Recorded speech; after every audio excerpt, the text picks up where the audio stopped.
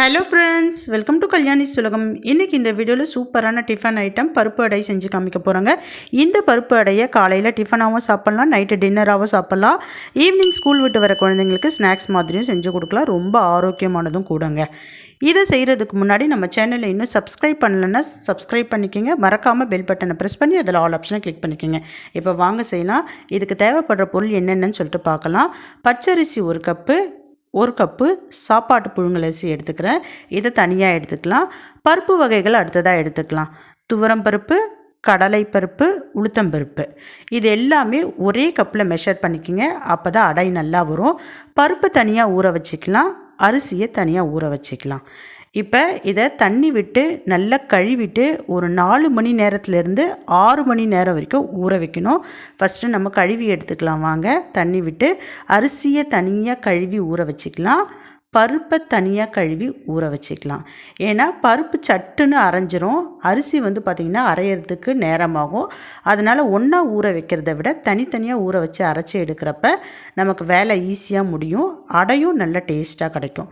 இப்போ பாருங்கள், நான் அரிசியும் கழுவி எடுத்துட்டேன், பருப்பையும் கழுவி எடுத்துட்டேன். இப்போ பருப்பு கூடவே ஒரு 10 காய்ந்த மிளகாவை அதை கழுவிட்டு லைட்டாக அலசிட்டு அதையும் பருப்பு கூட சேர்த்து நல்ல தண்ணி விட்டு ஊற வச்சுக்கலாம். ஏன்னா நம்ம அரைக்கிறப்ப இந்த ஊறின தண்ணியை விட்டு தான் அரைக்க போகிறோம். அதனால் நல்ல தண்ணி விட்டு ஊற வச்சுக்கிங்க. இப்போ பார்த்திங்கன்னா தட்டு போட்டு மூடி வச்சிடலாம். ஒரு 5 மணி நேரத்துலேருந்து 6 மணி நேரம் வரைக்கும் கூட ஊறட்டும். குறைஞ்சபட்சம் ஒரு 4 மணி நேரமாவது ஊறணுங்க. இப்போ நான் ஊறினதுக்கப்புறமேட்டு ஓப்பன் பண்ணி காமிக்கிறேன், எப்படி இருக்குன்னு பார்க்கலாம். பாருங்கள், அரிசி நல்லா ஊறிடுச்சு. அதே மாதிரி பருப்பு எப்படி இருக்குன்னு சொல்லிட்டு பார்க்கலாம். பருப்பும் நல்லா ஊறி இருக்குது பாருங்கள். மிளகாயெல்லாம் பாருங்கள் நல்லா உப்பி இருக்குது, ஏன்னா தண்ணியில் நல்லா ஊறி இருக்குது. ஏன் ஊற வைக்கிறோம் அப்படின்னு சொல்லிட்டு பார்த்தீங்கன்னா அரைக்கிறதுக்கு ஈஸியாக இருக்கும். முதல்ல காய்ந்த மிளகாவை மட்டும் ஃபில்ட்ரு பண்ணி எடுத்துக்கலாம். இது கூடவே கொஞ்சமாக சோம்பு சேர்த்து மிக்சியில் லைட்டாக கொரன்னு அரைச்சி எடுத்துக்கலாம். பாருங்கள், இந்த மாதிரி ஃபஸ்ட்டு மிளகாவையும் இந்த பெருஞ்சீரகத்தையும் லைட்டாக ஒரு திருப்பி எடுத்துக்கலாம். இது கூடவே பருப்பு சேர்த்துக்கலாங்க. பருப்பு சேர்த்துட்டு தண்ணி சேர்க்கக்கூடாது. தண்ணி சேர்க்காமல் கொரப்பாக அரைச்சி எடுத்துக்கணும். எந்த பக்குவத்துக்கு இருக்கணும்னு நான் காமிக்கிறேன் பாருங்கள். இது கூடவே தேவையான அளவு உப்பையும் சேர்த்துக்குங்க. உப்பு சேர்த்து அரைச்சி எடுத்துக்கலாம். இப்போ அரைச்ச பருப்பு பார்த்திங்கன்னா இந்த மாதிரி தான் இருக்கணும், கொரன்னு இருக்கணும். ரொம்ப மழுன்னு அரைச்சிடாதீங்க, தண்ணி சேர்க்காதீங்க. தேவைப்பட்டதுன்னா ஊறின தண்ணியை லைட்டாக சேர்த்து கொரப்பாக அரைச்சி எடுத்துக்குங்க. பாருங்கள், இப்போ நான் ஃபஸ்ட்டு பேட்ச்சு அரைச்சிட்டேன், வேறு பாத்திரத்துக்கு மாற்றிட்டேன்.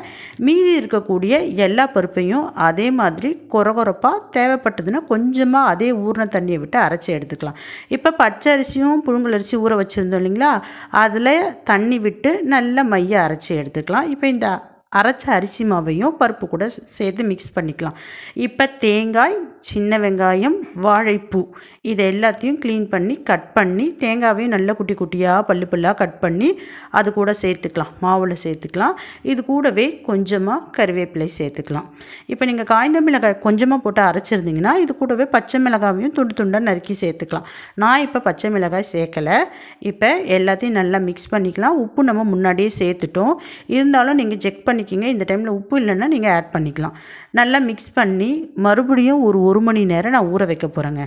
நம்ம அப்படியே உடனே கூட ஊற்றலாம், ஆனால் 1 மணி நேரம் மறுபடியும் ஊற வச்சுட்டு லைட்டாக புளிப்பு சுவை ஏறினதுக்கப்புறம் அடை சுட்டிங்கன்னா அடை ரொம்ப டேஸ்ட்டாக இருக்கும்.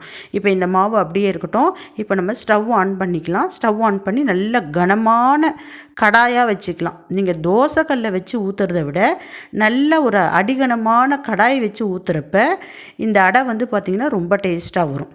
இப்போ எண்ணெய் நிறைய விட்டுக்குங்க, ஏன்னா பார்த்திங்கன்னா அடைக்கி எண்ணெய் நிறைய விட்டு செஞ்சால் தான் நல்லாயிருக்கும். இப்போ எண்ணெய் காஞ்சிருச்சு, அதில் இந்த ஒரு குழிக்கரண்டி அளவுக்கு மாவை விட்டு அப்படியே நல்லா ஸ்ப்ரெட் பண்ணிக்கோங்க. ஓரம்லாம் பார்த்திங்கன்னா லைட்டாக ப்ரெஸ் பண்ணி விட்டுக்குங்க. அப்போ தான் பார்த்திங்கன்னா ரொம்ப கனமாக இல்லாமல் இருக்கும். ஆனால் இந்த அடையே பார்த்திங்கன்னா நல்லா கனமானதாக தான் இருக்கும், சாப்பிட்றதுக்கு டேஸ்ட்டாக இருக்கும். பாருங்கள், ஓரம்லாம் பார்த்திங்கன்னா நல்லா செவந்துருச்சு. இப்போ நம்ம திருப்பி போட்டுக்கலாம். இந்த அடை வேகிறதுக்கு கொஞ்சம் டைம் எடுக்குங்க. தோசை மாதிரி சட்டுன்னுலாம் ரெடி ஆகாது, ஏன்னா உள்ளே பார்த்திங்கன்னா மாவு வேகாமல் இருக்கும். அதனால மீடியம் ஃப்ளேம்லேயே வச்சு நல்லா பொறுமையாக நம்ம இந்த அடையை சுட்டு எடுத்துக்க போகிறோம். அடையில் நிறைய எண்ணெய் இருக்கும், அதனால் லைட்டாக இந்த மாதிரி பிடிச்சிங்கன்னா அதில் இருக்க எண்ணெயெல்லாம் வடிஞ்சிரும். இப்போ சூப்பரான பருப்பு அடை ரெடி. இப்போ நான் 2வது அடையும் ஊற்றிக்கிறேன். ஆனால் இந்த பருப்பு அடை பாருங்கள் எவ்வளோ நல்லா பார்க்குறப்பவே சாப்பிட்ணும் போல் இருக்குது பாருங்கள். உண்மையிலே ரொம்ப டேஸ்ட்டாக இருக்குங்க. இப்போ 2வது அடையும் நான் ஊற்றிக்கிறேன் பாருங்கள். இதே மாதிரி ஒரு கரண்டையில் விட்டு நடுவில் ப்ரெஸ் பண்ணிவிட்டு ஓரத்தையும் லைட்டாக ப்ரெஸ் பண்ணி விடுங்க. இப்போ 2வது அடையும் வந்து பார்த்திங்கன்னா வெந்துக்கிட்டே இருக்குது. ஃபஸ்ட்டு அடை பாருங்கள் சூப்பராக ரெடி ஆகிடுச்சு பாருங்கள். 2 பக்கமும் எவ்வளோ பொன்னிறமாக இருக்குது. இந்த மாதிரி தான் வேக வச்சு எடுத்துக்கணும். இப்போ அடை சூப்பராக ரெடி ஆகிடுச்சு. இந்த அடைக்கு தேங்காய் சட்னி ரொம்ப பொருத்தமானதாக இருக்குங்க. நான் வந்து பார்த்திங்கன்னா சாம்பார் வச்சுருக்கேன். சூப்பரான பருப்பு அடை ரெடி. குழந்தைங்களுக்கு ரொம்ப ஆரோக்கியமானது. வளரக்கூடிய குழந்தைங்களுக்கு அடிக்கடி செஞ்சு கொடுங்க. இதில் அதிகமான புரோட்டீன் இருக்குது. ரொம்ப ருசியான அடை ரெடி. பாய்.